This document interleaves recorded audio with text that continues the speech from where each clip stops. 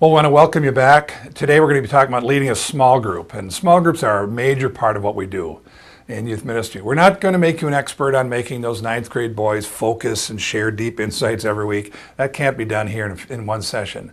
But we do want to have you think about the crucial role you play in small groups. It's a part of youth ministry. Small groups are embedded in every youth ministry I've ever seen. And small groups are places where you help teenagers with connections with one another, with your connection to them.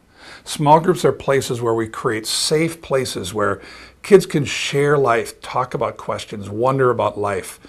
Small groups are places to share their faith, try to put words to their faith, to think out loud about questions they might have. And I would say small groups are essential to personal growth. There are a lot of good reasons to have a small group.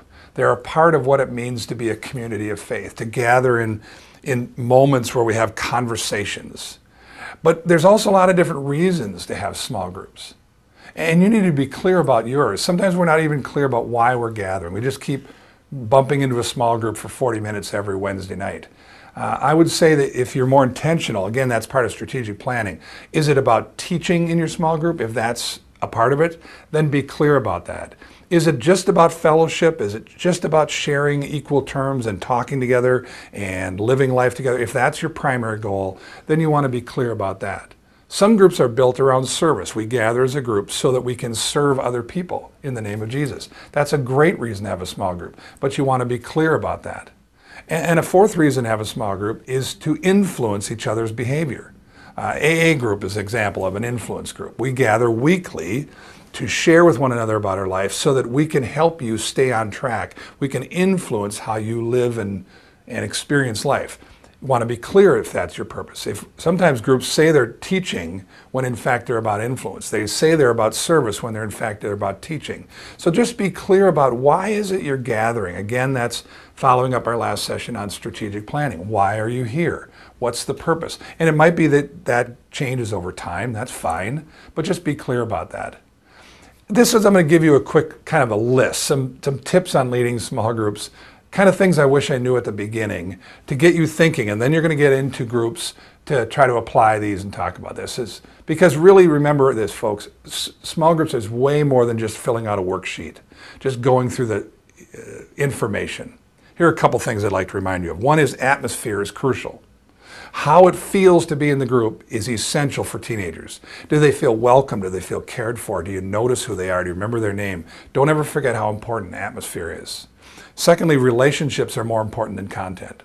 I'm all about good content, but let relationships be your focus. How are they getting along? Who's talking? Who's not? Who's quiet this week and wasn't last week? How are you doing in your relationships? Number three, small groups are not just about small groups. They're about the reason for the small group. In other words, it's not just to get through the 35 minutes in a worksheet. It's about the purpose that we just talked about. What's your purpose here?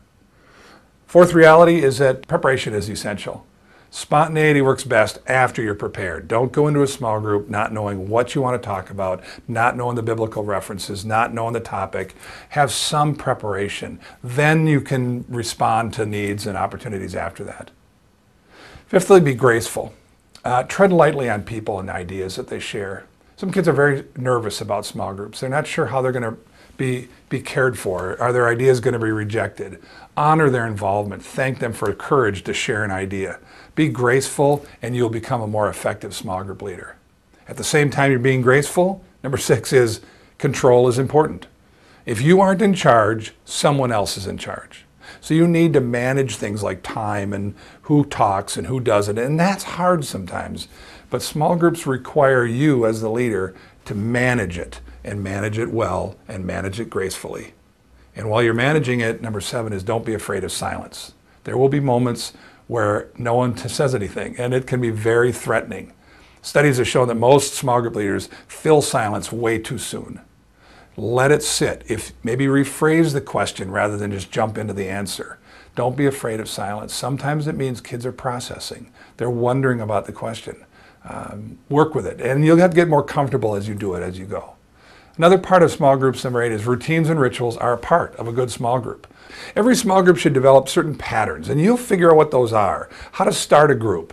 Are there cues you use to kids? Lighting. How do you stop a group? How do you help kids self-regulate? Some people pass a ball around. Some people light a candle to start a group or end a group. Whatever your routines are, that's a good part of what it means to be a small group leader, be noticing those things and developing those things. Number 9, always remember that good questions are the key to a good small group. They encourage discussion rather than just fill in the blank.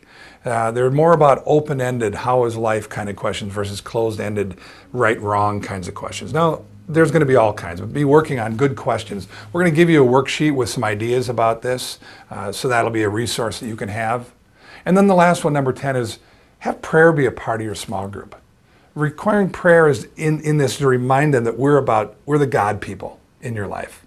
And that's a part of our language. God is in the conversation. Again, how you might start or end a group prayer, whether it's together or whether it's a different style, doesn't matter.